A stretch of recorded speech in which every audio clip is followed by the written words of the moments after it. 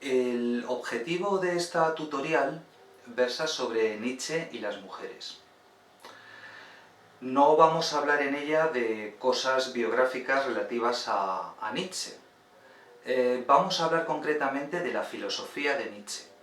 Por lo tanto, esta tutorial podría titularse también Nietzsche y lo femenino. Nietzsche es un filósofo popularmente muy leído. Todo el mundo se ha leído algún libro de él y conoce sentencias suyas.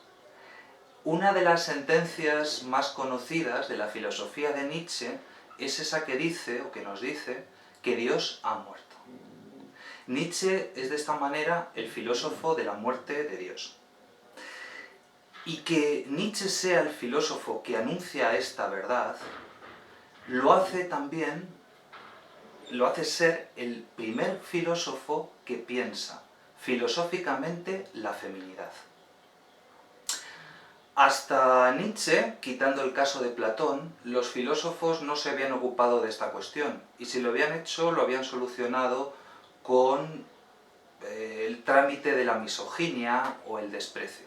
No era una cuestión interesante, pero Nietzsche sí le va a dar importancia.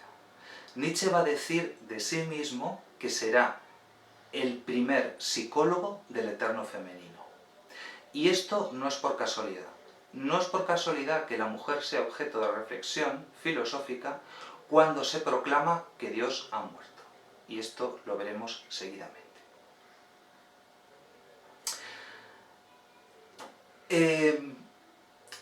En una obra fundamental de Nietzsche, por todos conocida, Así habló Zaratustra, se predica la muerte de Dios. Y al mismo tiempo se habla de lo femenino. Concretamente en un capítulo titulado De las mujeres viejas y las jóvenes. A lo largo de toda esta obra vemos al protagonista, que es un protagonista filosófico, el profeta Zaratustra, que fue el primero en hablar del bien y del mal. Nietzsche lo toma y en castigo por esta proclama moral, le va a hacer lo contrario, le va a hacer decir lo contrario. El profeta Zaratustra va a decir que Dios ha muerto. Y esto lo dice de una manera corajuda, valiente, altiva, digamos que tritura con su ironía toda cuestión humana y divina. Y sin embargo, en este capítulo del que hablamos, de las mujeres viejas y de las jóvenes, vemos que el profeta Zaratustra tiene miedo, un profundo miedo. Cuando empezamos a leer el capítulo, le sorprende un discípulo, y le sorprende temblando.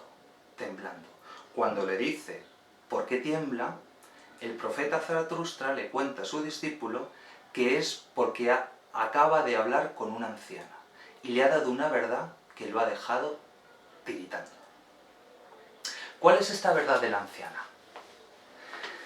Bien, así le dice la anciana al profeta Zaratustra, después de haber hablado con él del deseo femenino, del matrimonio, del odio de la mujer, del amor de la mujer, del hijo para la mujer, de lo que es una mujer para el hombre. Después de hablar de todas estas cuestiones relativas a la feminidad con el profeta Zaratustra, hablando el profeta Zaratustra de estas cosas, la anciana le interrumpe y dice: Zaratustra, mucho has hablado de las mujeres, y como pago, como regalo, te voy a dar una verdad, puesto que yo ya soy suficientemente anciana para hacerlo.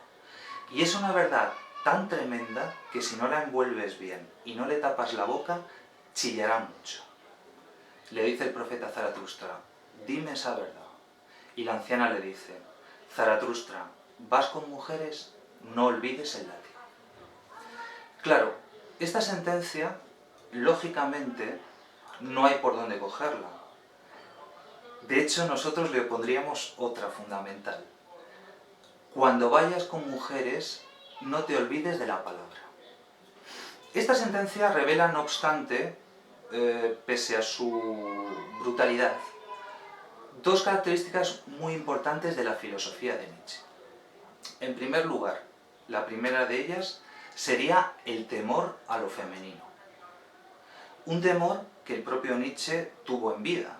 nunca fue capaz de declararles su amor al amor de su vida, que fue Lu Andrea Salomé, mujer de Rilke y discípula aventajada de Freud. En fin, una mujer fascinante. Con ella nada pudo, a pesar de que lo intentara. Revela, digo, el temor del varón hacia lo femenino. Y por otro lado también revela que para Nietzsche lo femenino es aquello que más profundamente interroga y pone en cuestión al varón, a la palabra que del varón pueda salir. ¿Por qué Nietzsche es el primer filósofo que piensa lo femenino y por qué esto coincide con que él nos diga que Dios ha muerto? Bien, Nietzsche está viendo que el universo de la suprema masculinidad, que es el universo de Dios Padre, ha pasado. Y quiere imaginarse otro universo distinto. Un universo que va a estar poblado y construido a partir de símbolos femeninos. Y esto lo encontramos en la filosofía de Nietzsche, concretamente en el libro que nos ocupa, Así habló Zaratustra. ¿Qué aparece en Así habló Zaratustra? Dos símbolos fundamentalmente femeninos. Uno que viene del pasado clásico, que es el dios Dionisio. El dios Dionisio es el dios de la naturaleza. Y leyendo las Bacantes de Eurípides, vemos que también es el dios amigo de las mujeres. Primera característica. Segunda característica, el eterno retorno del tiempo. El eterno retorno del tiempo es el tiempo circular que vuelve siempre a lo mismo. Y ese tiempo, el tiempo de la naturaleza, de los ciclos naturales, de la madre naturaleza, se opone al tiempo lineal, irreversible, del Dios Padre cristiano. Nietzsche quiere imaginar un universo en parte masculino y en parte femenino. Y para hacerlo recurre a los símbolos femeninos ancestrales.